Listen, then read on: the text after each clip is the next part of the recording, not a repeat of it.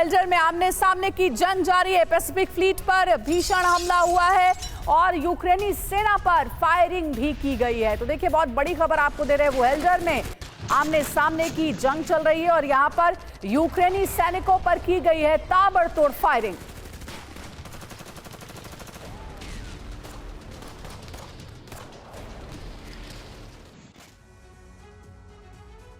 एक और breaking news है। रूस यूक्रेन की विध्वंसक जंग जारी है। यूक्रेन के मोर्टार ग्रुप का हमला, रूसी डिफेंस लाइन पर शेलिंग, रूसी सेना के ठिकानों को निशाना बनाया गया है।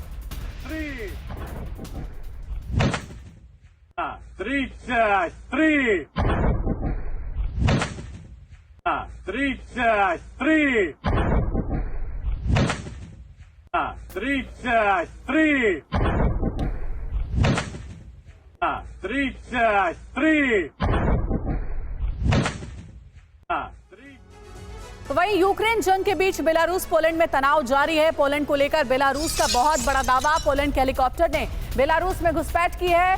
1.5 किलोमीटर अंदर घुसा पोलैंड का हेलीकॉप्टर। पोलैंड ने बेलारूस के दावे को गलत बताया है।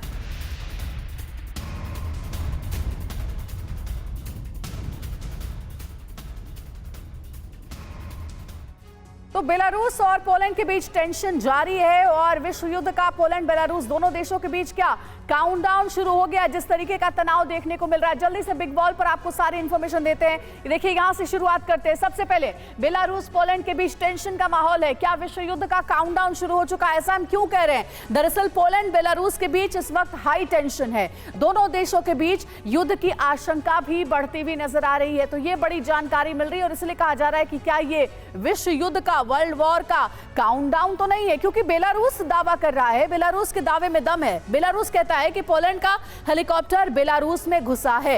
1.5 किलोमीटर अंदर तक घुसपैठ हुई है और ये बेलारूस कतई बर्दाश्त नहीं करेगा। तो बेलारूस की ओर से जो जानकारी मिल रही है वो आपको हम बता रहे। बेलारूस ने घुसपैठ को उकसावे की कार्रवाई बताया है कि आखिर पोलैंड कैसे बेलारूस की सीमा में घुस सकता है। बेलारूस बार बार ये कह रहा है कि उकसावे की कार्रवाई की जा रही है पोलैंड की ओर से और इसलिए तनाव बहुत ज्यादा बढ़ गया है। पोलैंड ने बेलारूस के आरोपों को गलत बताया है। इन आरोपों को सिरे से खारिज कर दिया है पोलैंड ने। और सिर्फ इतना ही नहीं, सवाल यह है कि क्या बेलारूस और पोलैंड के बीच अब जंग होगी, क्योंकि तनाव बहुत ज्यादा है। बेलारूस के अलग दावे हैं तो पोलैंड जो है वो अपनी सफाई भी दे रहा है। क्या पोलैंड और बेलारूस का तनाव विश्व युद्ध कराएगा? ये बड़ा सवाल है। सर्दियों में यूक्रेन को सरेंडर कराने के लिए रूस ने एक बड़ी तैयारी की है। रूस जंग में नए हथियारों को उतारकर विध्वंस मचाने वाला है, जबकि कुछ हथियार ऐसे हैं जो कि पुराने हैं, जिनमें तकनीकी बदलाव लाकर उन्हें इतना विनाशक बनाया जा रहा है जिससे कीव से लेकर ओडेसा तक भारी तबाही मचाई जा सके। जिस तकनीक का इस्तेमाल रूस कर रहा है उसे UMPK मॉड्यूल कहा जा रहा है। इस रिपोर्ट में जानिए UMPK मॉड्यूल के जरिए कैसे रूस ने यूक्रेन की तबाही का ब्लूप्रिंट तैयार कर लिया है।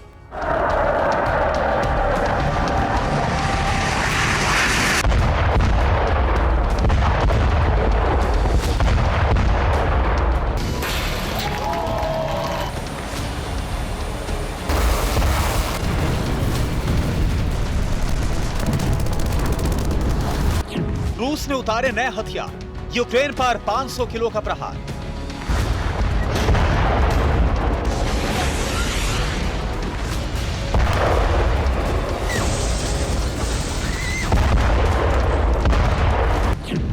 ब्लैक सी में नए कॉम्बैक्ट शिप, सेवास्तोपोल का अभेद सुरक्षा चक्र।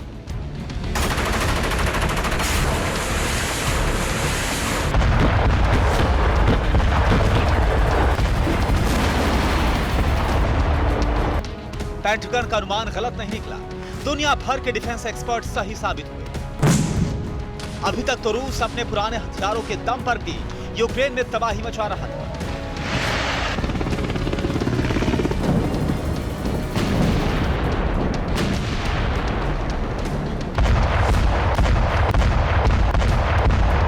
लेकिन अब यूक्रेन पर फाइनल प्रहार के लिए रूस ऐसे हथियार जंग में उतार रहा है जो सर्दियों में यूक्रेन को सरेंडर पर मजबूर कर देंगे।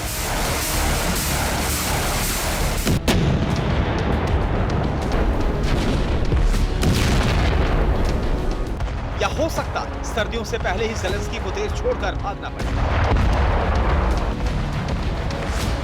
रूस 2 स्तर पर नए हथियार लेकर आ रहा है।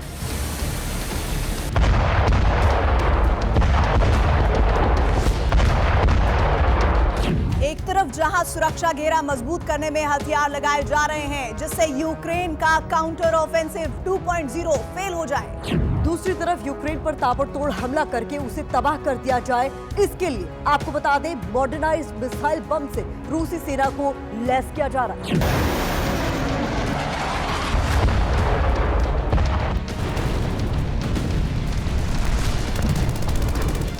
ब्लैक सी में डिफेंस के लिए रूस ने 2 छोटे वॉरशिप्स उतार दिए। ये उसी की तस्वीरें हैं जब एक रशियन मॉडल ने शैंपेन से सेलिब्रेशन करके रशियन शिप रे और उदो मलिया को लॉन्च किया।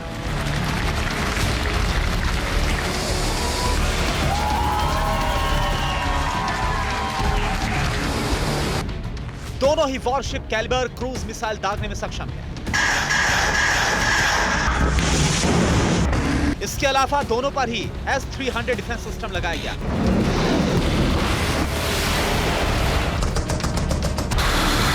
यानी जंग के बीच जश्न की तस्वीरें बताती हैं कि रूस के हौसले कितने बुलंद हैं। क्या यह इशारा तो नहीं कि रूस यूक्रेन पर सर्दियों में आखिरी प्रहार करने वाला है? क्योंकि रूस ने शक्तिशाली बम फैब 500 और फैब 250 बम को UMP के तकनीक की मदद से महाविनाशक हथियार बना दिया है। UMP के मॉड्यूल से इतने भारी बम को मॉडर्नाइज्ड वेपन बनाकर रूस कभी भी कीव से लेकर ओडेसा तक बारूद की बारिश कर सकता है। काम बेहद तेजी के साथ चल रहा है। इसका अंदाजा इसी से होता है। खुद रूस के रक्षा मंत्री सर्गेई शोइगु मॉस्को रीजन में टैक्टिकल मिसाइल वेपन कॉर्पोरेशन के वर्कशॉप में पहुंचे और बेहद बारीकी से हथियारों की प्रोडक्शन का निरीक्षण किया। शोइगु के साथ मॉस्को के गवर्नर एंड्रेई वोरोब्योव भी साथ थे। दरअसल रूस UMP के मॉड्यूल के जरिए कई पुराने हथियारों को एडवांस वेपन में बदल रहा है, जिसमें फैब 500, फैब 250, X-31, X-38 और ग्राम-1 टैक्टिकल हथियार शामिल हैं।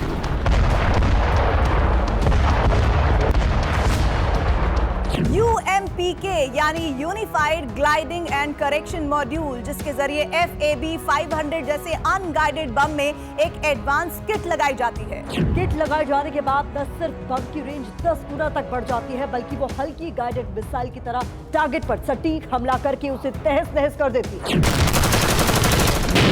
यानी रूस अपने पुराने अनगाइडेड शक्तिशाली बम को GPS से लैस कर मिसाइल की तरह इस्तेमाल में लाने की तकनीक पर काम कर रहा है, ठीक अमेरिका JDAM-ER गाइडेड ग्लाइडर बम की तरह। यानी UMP के मॉड्यूल के जरिए रूस मिसाइल में होने वाले खर्च को कम कर रहा है, साथ ही मिसाइल और ड्रोन जैसी तबाही फैब 500 बम को गाइडेड ग्लाइडर बनाकर करने जा रहा है।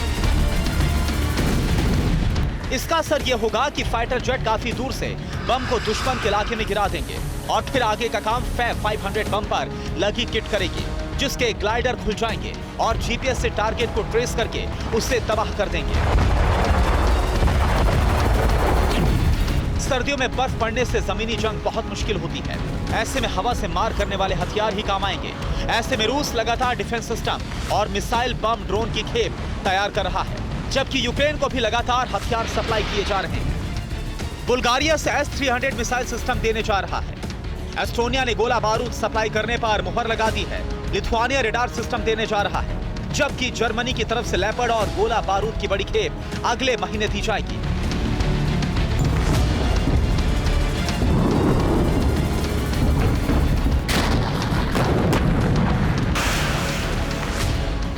इसका सीधा मतलब है कि सर्दियों में जंग और ज्यादा घमासान होने वाली है, जबकि अभी यूक्रेन एग्रेसिव होकर क्रीमिया से लेकर मॉस्को तक तबाही मचा रहा है। तो क्या यह समझा जाए रूस सर्दियों का इंतजार कर रहा है, जब एक फाइनल अटैक करके यूक्रेन का काम तमाम किया जाए। इसलिए हथियारों का ज्यादा से ज्यादा प्रोडक्शन कर रहा है और फैब 500 जैसे शक्तिशाली बम को एडवांस बनाकर सटीक हमले का प्लान बना चुका है, जिससे कीव से लेकर ओडेसा तक विस्फोट किए जा सके। Bureau report, TV9 Bharatvarsh.